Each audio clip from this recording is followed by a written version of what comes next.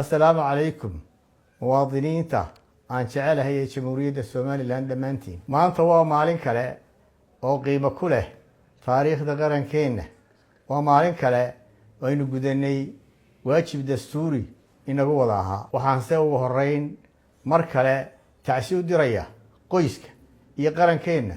oo ka baxay madaxweynihii hore ee jamhuuriyadda Soomaaliland mudane Axmed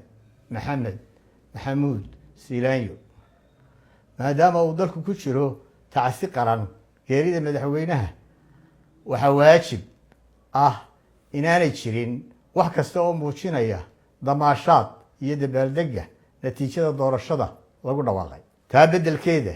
aynu u ducayno marxuumka isxasuusino taariikhdiisii dahabiga ahayd iyo qiyamkiisii fiicnaa ee uu qarankeena ku soo hogaamiyey walaalayaal waxaynu joognaa maalin aynu dhammaanteen waajib inagu tahay inaynu qarankeena horusocodkiisa u midowno ma jirto annaga iyo idinka ee maanta hadalkeennu waa innaga waa muwaadiniinta qaranka jamhuuriyadda Soomaaliland oo midaysan doorashadani may ahayn mid lagu kala sarreeyo guulaystayaal iyo laga guulaystayaal waxay ahayd doorashadii walaalaynta midaynta iyo horu u dhaqaajinta qaranka jamhuuriyadda Soomaaliland dhammaanteen waa aynu guulaysanay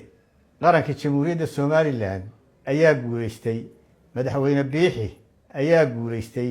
oo shaqadiisii ballaarnayd ee doorashada ee dastuuriga ahayd iyo waajibkiisii si qurux badan oo wanaag ku jiro u gutay waxaan mar kale iyo marar dambe oo muwaadin kasta ugu bishaaraynaya inay farxad iyo niyad wanaag ku heli doonaan xuquuqdooda oo ay u siman yihiin calankooda hoostiisana ku midaysnaan doonaan iyagoo aan dhibane u noqonayn aragtidooda siyaasiga ah iyo afkaartooda shakhsiga ah waxaa fursaddan uga faa'iidaysanaya inaan si gaar ah ugu mahadnaqo madaxweynaha jamhuuriyadda Soomaaliland iyo xukuumaddiisa oo dalka ka qabtay doorashadan qiimaha iyo sharafta badan inoo yeelaysa waxaan u mahad celinayaa komishanka doorashooyinka qaranka oo hanaanka doorashadan u qabtay si xilkasnimo iyo karti ku dhisan tahay una maamulay doorashadan qabashadeeda shirguddoonka iyo xildhibaanada baarlamaanka dalka ee shuruucda lagu maamulayo doorashooyinka inoo diyaariyey waxaan u mahadnaqayaa hoggaanka dhaqanka ee ka shaqeeyey nabadda isu soo jiidka dhinacyada siyaasadda iyo guud ahaanba danaha qaranka waxaan u mahadnaqayaa kormeelayaasha caalamiga ah iyo danjirayaasha dalalka Yurub iyo Mareykanka ee goobjooga ka noqday doorashadan iyo goobjoogayaasha maxalliga ah kana marakacay quruxdeeda iyo inay gaarsiisan tahay halbeegyada caalamiga ah waxaan u mahadnaqayaa madaxda iyo taageerayaasha isbahaysigii isu kaashaday in dalkan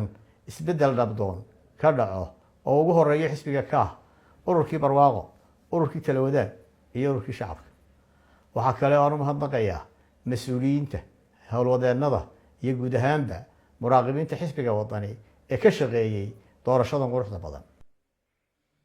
waxaan u mahadnaqayaa boqolaalka kun ee muwaadiniinta ah ee codkooda siiyey isbeddelka waxaa intaas ka sii mudan oo aan u mahadnaqayaa guud ahaan muwaadiniinta qaranka jamhuuriyadda Soomaaliland ee sida ilbaxnimada iyo nabadgelyada leh u gutay waajibkooda dastuuriga ah ee doorashadii isku sidkanayd taasoo nabar ku noqotay nacabkeena farxadna gelisay qof kasta oo damiirkiisu fiicani farayo inuu bogaadiyo wanaagga iyo horumarka Soomaaliland walaalayaal codkiinu qiimo kuma laha cidda aad siiseen awgeed balse waxa uu qiimo ku leeyahay inuu qurxiyey dimuqraadiyadda iyo quruxda dowladnimadeena mar kale ayaa dunida u cadayseen waxa ay Soomaaliland tahay iyo mustaqbalka ifaya ee ay hiigsanayso walaalayaal dhammaanteen aynu isu wada cafino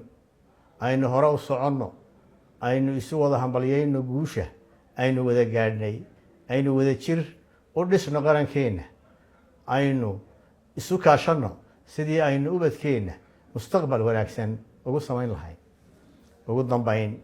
waxaan bogaadinayaa saddexda xisbi qaran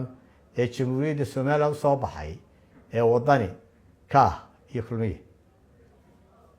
allaha barakeeyo somalilan iyo dadkeeda.